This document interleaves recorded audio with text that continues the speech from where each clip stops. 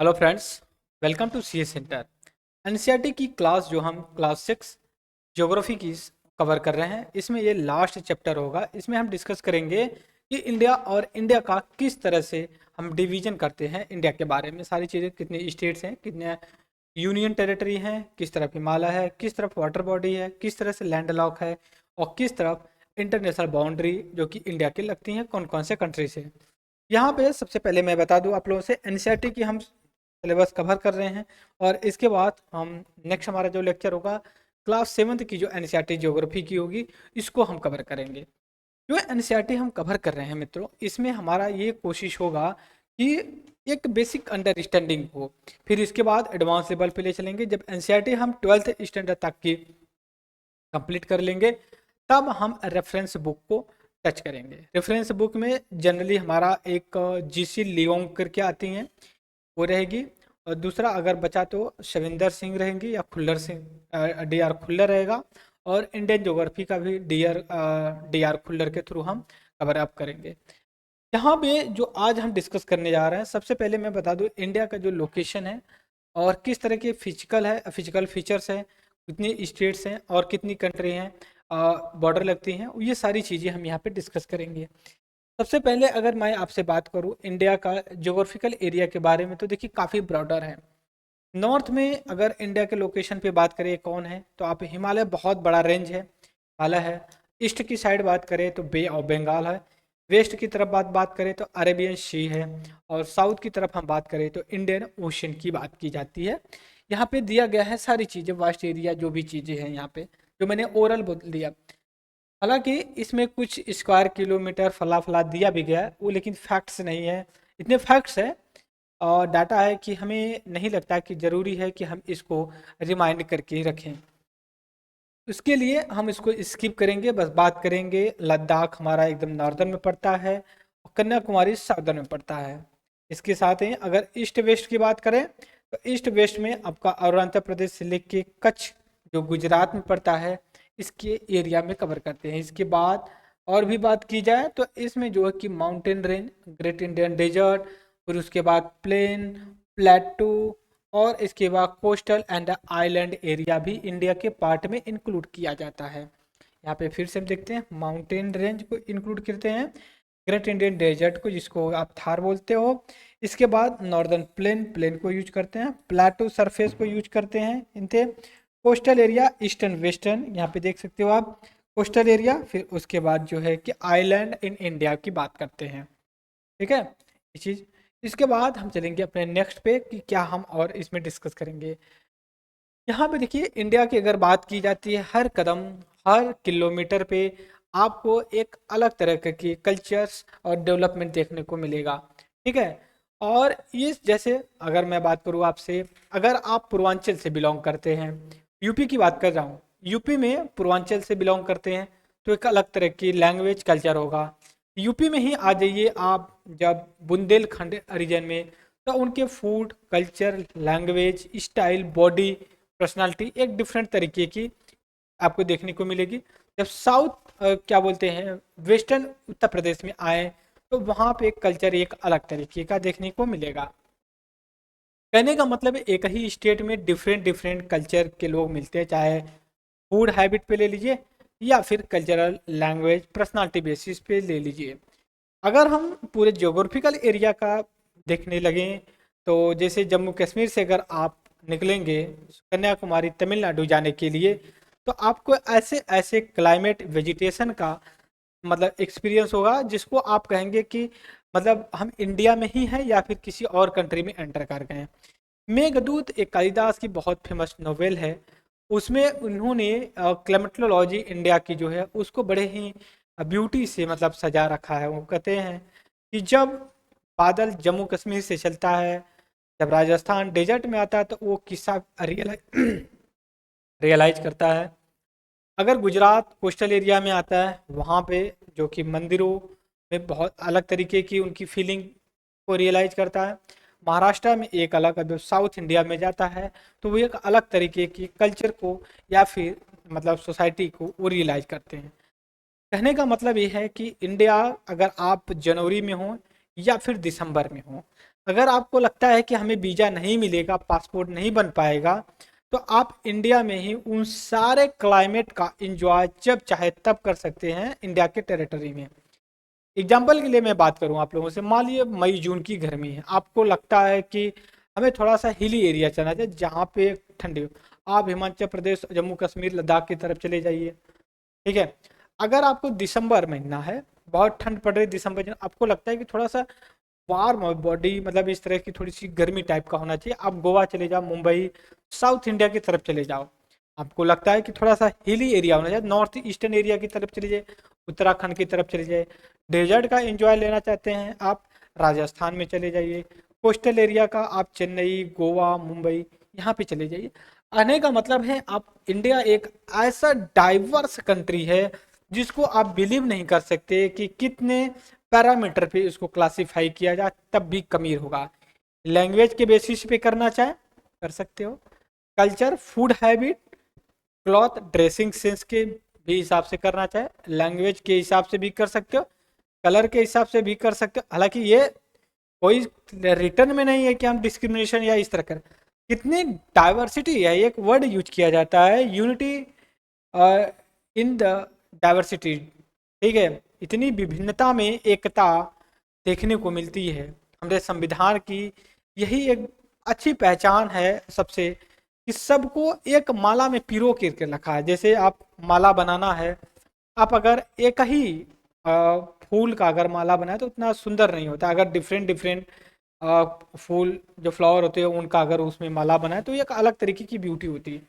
वैसे ही इंडिया, और इंडिया का अगर झांकना है तो जब रिपब्लिक डे पे झांकियां निकलती हैं इंडिया गेट पे, तब आप देखेंगे तो आपको एक अलग तरीके का रियलाइज होगा कि डिफरेंट डिफरेंट स्टेट की जो झांकियां आती हैं कितनी सुंदर लगती हैं। ठीक है। वो अपने कल्चर को एक्सप्रेस करते हैं रिपब्लिक डे पे, और हम कहते हैं ना कि गर्व से सीना 56 इंच का हो जाना, ऐसी चीजें होती हैं। यहाँ पे अब हम चलेंगे इंडिया के लोकेशन की बात करेंगे। लोकेशन पे अगर बात करें कि कहाँ पे लोकेटेड है, किस तरह से है, पहली बात तो इंडिया लगभग नहीं, पूरा जो कि नॉर्दर्न हेमिस्फेयर में और ईस्टर्न लॉन्जिट्यूड में ये पड़ता है। कैसे, मैं जैसे अगर इंडिया की बात करूँ तो ये लगेगा आपको, ये इस हिसाब से, ये मान लीजिए 0 डिग्री है या, और ये जो कि आपका 0 डिग्री ग्रीनविच है। ठीक है। तो इसके ये यहाँ पे ये सेटल्ड है, तो ईस्ट, नॉर्थ और ईस्ट के आप जो कि लोकेशन पे मार्क कर सकते हो। लेकिन एक ट्रॉपिक ऑफ कैंसर जो क्रॉस होती है, लैटिट्यूडनल लाइन इमेजिनरी है, आप इसको कह सकते हैं, जो 23.30 नॉर्थ से पास होती है। ये इक्वल तो नहीं, लेकिन अप्रॉक्सीमेटली इंडिया को दो पार्ट में डिवाइड करती है, नॉर्थ एंड द साउथ। ये 8 स्टेट से निकल करके जाती है, जिसमें आपका गुजरात, राजस्थान, एमपी, छत्तीसगढ़, झारखंड, उड़ीसा, पश्चिम बंगाल, मिजोरम, मणिपुर।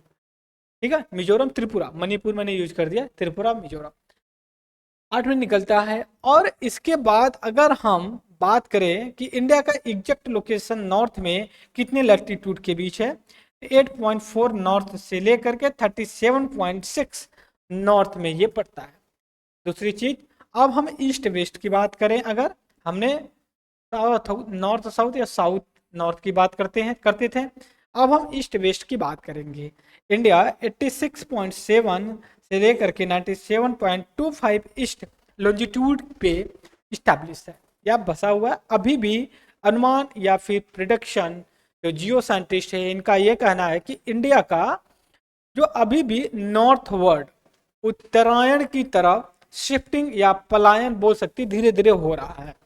आज का जो क्लाइमेट है, आने वाले 2000 मिलियन साल बाद, समझिए 2000 मिलियन साल, 200 मिलियन साल, तो बहुत मिलियन बिलियन जो भी साल है उसके बाद हो सकता है कि इंडिया का जो क्लाइमेट प्रेजेंट टाइम में है वो देखने को ना मिले। क्यों?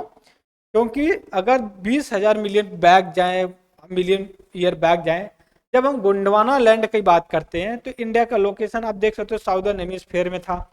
जब गोंडवाना लैंड ब्रेक हुआ तो उसमें से डिफरेंट डिफरेंट कॉन्टिनेंट सेपरेट हुए, उनमें से एक इंडिया सब कॉन्टिनेंट निकल करके आया, और बाद में यूरेशिया से अटैच हुआ, और थेथिस सी के जो मतलब बोल सकते हो जो सेडिमेंट्स हैं उसका अपलिफ्टमेंट हुआ और हिमालय का जो कि ओरिजिन हुआ। ठीक है, यहाँ पे लैटिट्यूड लॉन्जिट्यूड दोनों की हमने बात कर लिया। अगर हम इंडिया को कहते हैं if we divide the world into eastern and the western hemisphere which hemisphere would be India, तो ये डी तो हम कहेंगे नॉर्थ ईस्टर्न लोकेशन की तरफ इंडिया जो कि लोकेटेड है। इसके बाद हम चलेंगे नेक्स्ट पे है 2 आवर्स। इंडिया इतना फैला हुआ है ईस्ट वेस्ट की तरफ से कि इसके अरुणाचल प्रदेश से लेकर के आपका जो कच्छ एरिया है तो गुजरात का 2 घंटे का सनसेट सनराइज का डिफरेंसेस होता है। अगर अरुणाचल प्रदेश में सनराइज या सूर्य अगर उदय होता है 5 बजे सुबह, तो गुजरात में ये 7 बजे दिखेगा। सवाल यहाँ से भी बनता है सूर्य इंडिया में सबसे पहले कहाँ पे उगकर यह दिखाई देता है, तो अरुणाचल प्रदेश में मान सकते हो। यहाँ पे अरुणाचल प्रदेश मेरिडियन और लॉन्जिट्यूड हम जानते हैं इंडिया स्टैंडर्ड टाइम जोन जो मिर्जापुर से निकल करके जाती है 5 स्टेट में। 5 स्टेट का नाम यूपी है, एमपी है, ठीक है, छत्तीसगढ़, उड़ीसा, आंध्र प्रदेश, 5 स्टेट से निकलती है। ट्रॉपिक ऑफ कैंसर 8 से हमने पहले ही डिस्कस कर लिया है। 82.5 डिग्री ईस्ट में आप बोल सकते हो जो इंडिया का स्टैंडर्ड टाइम जोन है। यहाँ पे देखिए स्टैंडर्ड टाइम जोन, और इसको लॉन्जिट्यूड के लिए और भी वर्ड यूज किया जाता है, इसको स्टैंडर्ड मेरिडियन ऑफ इंडिया के नाम से भी जानते हैं। अब हम आगे नेक्स्ट पैराग्राफ पे इंडिया और इंडिया का जो कि नेबर है जो लैंड बाउंड्री जिनसे जिनसे टच करती है उनके बारे में। सबसे पहले पाकिस्तान, दूसरा अफगानिस्तान, तीसरा चाइना, चौथा आपका नेपाल, पांचवा भूटान बोल सकते हैं आप, छठा म्यांमार बोल सकते हो, सातवां आपका बांग्लादेश। हालांकि जब आप ऑफिशियल स्टैंड लेते हैं या फिर अगर आपसे साधारण भाषा में पूछा जाए लैंग्वेज में कि इंडिया अफगानिस्तान से भी इंटरनेशनल बॉर्डर टच करता है, तो आप यस बोलिएगा, उसमें कोई दिमाग लगाने की जरूरत नहीं। दिमाग लगाएंगे आप गलत होंगे, क्योंकि एनसीईआरटी बोल रही है 7, ठीक है, तो हमें 7 ही मानना चाहिए, अपना दिमाग नहीं लगाना चाहिए। अब आप कहेंगे जब 7 बता रहे हैं तो 7 में दिमाग लगाने की क्या जरूरत, क्यों नहीं है। अब ये देखिए ये वाला एरिया जो देख रहे हो आप, ये वाला, और इसके बाद मैं यहाँ पे कलर चेंज करके मार्क करूंगा अभी, ठीक है, और ये वाला एरिया, ठीक है। अब जो ये लाल वाला मैं एरिया मार्क कर रहा हूँ दोस्तों, ये पीओके बोलते हैं, इसको क्या बोलते हैं, पीओके, पाकिस्तान ऑक्युपाई कश्मीर। ये पाकिस्तान के कश्मीर का पार्ट जो कि अंदर है, और ये वाला जो पार्ट मैं डॉट में दिखा रहा हूँ आप लोगों को, ये इंडिया के कब्जे में है। और इंडिया 2 यूनिट टेरिटरी डिवाइड कर दिया, एक आपका लद्दाख पड़ जाती है, दूसरा जो है कि आपका जम्मू एंड कश्मीर। फिर हम आगे डिस्कस करेंगे जब स्टेट की बात करेंगे। 7 कंट्री से हम लैंड बाउंड्री जो कि शेयर करते हैं या फिर कनेक्ट होते हैं। इसके बाद अगर हम यहाँ पॉलिटिकल मैप पे आए दोस्तों, तो थोड़ा सा मैं इसको जूम करूँगा, फिर इंडिया के बारे में डिस्कस करूँगा। यहाँ पे इंडिया का जो ये मैप दिया गया है, इसमें कितने कंट्री कितने स्टेट हैं, 28 स्टेट और 8 यूनियन टेरेटरी है, ठीक है। देखिए यहाँ पे ये लद्दाख है पूरा आपका, ये इस तरह से अभी करके डिवाइड कर दिया गया, जम्मू कश्मीर हो गया, लद्दाख रीजन हो गया। रियल में कुछ ये इस तरह से है, ठीक है, रियल में नहीं टच करता है, लेकिन ऑफिशियल हमारा स्टैंड यही है कि जम्मू कश्मीर या जो पीओके इंडिया का अमूल्य अंग है। Is that clear? तो ये चीज़ देख लीजिए, हमारे कुल 28 स्टेट हैं, 8 यूनियन टेरेटरी हैं। हम आगे देखेंगे यहाँ पे। दूसरी चीज़ ये है कि कुछ आइलैंड हमारे नेबर हैं जो डायरेक्ट वाटर बॉडी से कनेक्ट होते हैं, ना कि लैंड बॉडी से कनेक्ट होते हैं। पहला है श्रीलंका, दूसरा है मालदीव। श्रीलंका को जो वाटर बॉडी सेपरेट करती है वो पाल स्ट्रेट है, ठीक है। पाल्क से पाकिस्तान पे मत चले जाइए, पाल्क स्ट्रेट के नाम से ही एक छोटी सी वाटर बॉडी जो है कि वो टच करती है, ठीक है। इस चीज को देख लीजिए। फिर इसके बाद, ठीक है, 8 जो कि करना है, जो है कि उसमें करने के लिए हमारे पास 28 जो है कि स्टेट हैं, और 28 स्टेट और 8 यूनियन टेरेटरी हैं, ये हमें पता होना चाहिए। इसके साथ ही साथ अब हम यहाँ पे देखेंगे इंडिया का क्या है। अब देखिए यहाँ पे आपको अरावली रीजन देखने को मिलेगी, फिर उसके बाद विंध्या रेंज देखने को मिलेगी, आपको सतपुरा देखने को मिलेगा, फिर उसके बाद ये वाला पार्ट जो मैं रेड कर रहा हूँ आपका ये वेस्टर्न घाट है, और यहाँ पे ये आएंगे तो आपका ईस्टर्न घाट कोस्ट पड़ जाता है, ठीक है। और इसके बाद और अगर आप देखें तो ये हिमालय रेंज पड़ जाती हैं, ठीक है। चार तीन पैरेलल हिमालय हैं, और इसको पैरेलल बनते और एक ईस्ट वेस्ट के रूप में भी डिवाइड करते हो। इसके बाद यहाँ पे आप देखेंगे गंगा रिवर है ये आपका, ठीक है, और यहाँ पे ब्रह्मपुत्रा रिवर है, और यहाँ पे एक जो जाती है आपका इंडस रिवर है। इसके बाद हम चलेंगे अपना नेक्स्ट पे देखेंगे जो है 8 यूनियन टेरेटरी 27 जो कि स्टेट हमने पहले डिस्कस किया। फिजिकल डिवीजन की बात करते हैं, diversity physical feature such as mountain, plain, plateau, coast, island, ठीक है, ये सारे हैं। Himalaya abode the snow. इसके बाद Himalaya mountain divided 3 parallel line में, पहले जो सबसे नॉर्थ में पड़ता है वो ग्रेटर हिमालय या हिमाद्री बोला जाता है। दूसरा जो बोला जाता है मित्रों इसमें हिमालय मिडल हिमालय या हिमाचल बोला जाता है।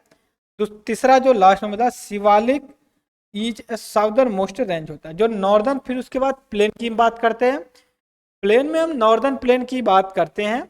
नॉर्दर्न प्लेन में आपका इंक्लूड होता है जो एल्यूमिनेट सॉइल होती है, इंडस, गंगा, ब्रह्मपुत्र, और इसके जो ट्रिब्यूटरी होती है इनको मिला करके हम बताते हैं कि ये जो है कि हमारा अलुलियल ब्रह्मपुत्र गंगा रिवर है। इसके बाद western part of the India का हम कहते हैं कि ग्रेट हिमालय है, ठीक है। इसके बाद जो ग्रेट हिमालय ये ड्राई है, हॉट है, सैंडी है, लैंड है। इसके बाद little vegetation south of northern plain जो कि पेनिनसुला के नाम से ट्रायंगुलर बोला जाता है। जब हम नॉर्दर्न प्लेन के नीचे आते हैं ट्रायंगुलर कलर का है, ठीक है। इसके बाद नर्मदा रिवर, सतपुरा, विंध्यारंज, ये वेस्टर्न घाट, सह्याद्री। जब हमने वेस्टर्न घाट को मार्क किया था मित्रों, वेस्टर्न घाट को सह्याद्री भी बोलते हैं, ईस्टर्न घाट हो गया। और इसके बाद ये कंटिन्यूली जो कि ब्रोकन है ईस्टर्न घाट, बट वेस्टर्न घाट की अगर बात है वो कंटिन्यूली होती है, ठीक है। इसके बाद जो हम बात करते हैं कि वेस्टर्न घाट और कोस्टल प्लेन की बात किए हैं, ठीक है। तो यो हमने तो बेसिक चीजें डिस्कस किया। फिर इसके बाद हम रिवर की बात करते हैं, जो बहुत सी ऐसी रिवर है जो कि आपकी ईस्टर्न, जो कि बहुत सी रिवर हैं, जैसे महानदी की बात करें, गोदावरी, कृष्णा, कावेरी ड्रेन, सुंदरवन, ये फिर उसके बाद जो कि बे ऑफ बंगाल में अपने वाटर को डिस्चार्ज करती हैं। नर्मदा और तापी माई रिवर जो है वो आपका वेस्टर्न घाट पे जाते हैं, वो डेल्टा नहीं बनाते, एस्चुरी बनाती है, ठीक है। हम कभी बात करेंगे एस्चुरी और डेल्टा के बीच में डिफरेंसेस क्या क्या होते हैं। इसके बाद अगर मैं आगे और चलूँ आप लोगों से डिस्कस करूं, हालांकि दिया नहीं होगा, कुछ दिया गया है इसमें। 2 ग्रुप आइलैंड की बात करते हैं, तो आइलैंड की हम बात करते हैं मित्रों, इसमें लक्षद्वीप और अंडमान निकोबार की हम बात करते हैं। अंडमान निकोबार आपका बोल सकते हो बे ऑफ बंगाल की साइड है, लक्षद्वीप आपका जो है कि बोल सकते हो कि अरब सी में बसा हुआ है। ये हमारा क्लास 6 ज्योग्राफी एनसीईआरटी था, ये हमने पूरा कंप्लीट कर लिया। अब हम नेक्स्ट जो लेक्चर लेंगे इस पे हम जनरली उस चीज की बात करेंगे जो क्लास 7th में दिया गया होगा, इसके बारे में डिस्कस करेंगे, देखेंगे क्या क्या दिया गया, पहले एक बार पूरा देख लेंगे, फिर इसके बाद हम उसको डिस्कस करेंगे, राइट। सो इस लेक्चर में आई होप कि आप क्लास 6 के एनसीईआरटी को बेसिक चीज़ों से समझ गए होंगे, और नहीं समझे होंगे तो हम फिर रिवीजन तो करते ही रहेंगे, 1 बार 2 बार, यही तो कंपटीशन का फीचर्स है, रिवीजन अगेन एंड अगेन, 1 बार नहीं 2 बार 3 बार 4 बार, एनसीईआरटी को हमेशा पढ़ते रहना चाहिए, राइट। तो इस लेक्चर में फ्रेंड्स बस इतना ही, और thank you very much discussion.